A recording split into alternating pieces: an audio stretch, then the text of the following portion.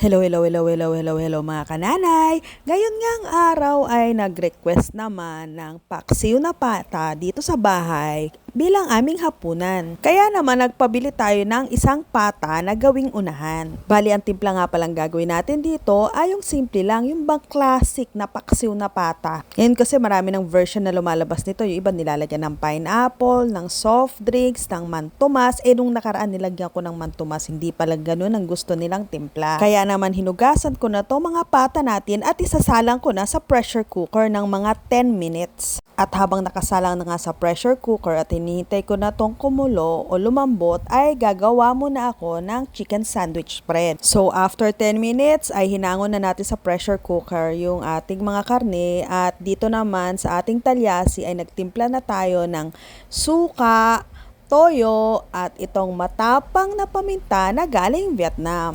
Para dun nga pala sa sukat ng suka at ng toyo ay pinagpantay ko lang sila. Siguro kulang kalahating cup ang inilagay ko. Pwede mo namang i-adjust to, dagdagan pag kulang pa. At eto na nga, gamit ang ating electric food processor ay naglagay na rin tayo ng isang buong bawang at isang malaking sibuyas na pula, pinagsama ko na lang sila at itong 2 tasa ng pinagpakuluan ng pata natin. At nilagyan ko rin to ng 2 kutsarang sugar muna. Pwede naman tayo magdagdag dyan. Tapos itong dahon ng laurel, importante din yan. At habang hinihintay ko naman kumulo ang ating sauce, ay inahit ko naman tong mga pata natin. Para naman sa gayon ay masarap siyang tignan at kainin at hindi yung parang ay, ganun yung parang may bumabara sa lalamunan mo pag lunok mo. Tuwing pata nga palang niluluto ko, ganun ginagawa ko. Pag malambot na, tsaka ko siya aahitin para madali na rin matanggal yung mga balahibo. Kasi aminin mo, ang sarap talaga nitong pata, 'di ba? Sabi nga nila, andi dito yung collagen, yung mga taba-taba. Ay, naku, ang sarap kainin. At pagkatapos naman nating ahitin, ay hugasan na natin. Kumukulo na nga ang sarsa ng paksiw natin, kaya ilagay na natin itong mga pata. Haluin lang natin itong ating pata para tumalab na rin sa ating karne ang lasa. At parang nakukulangan pa nga ako sa paminta, kaya nagdagdag pa ako. Ang gusto ko kasi dito ay yung may pagka-pepper yung lasa niya.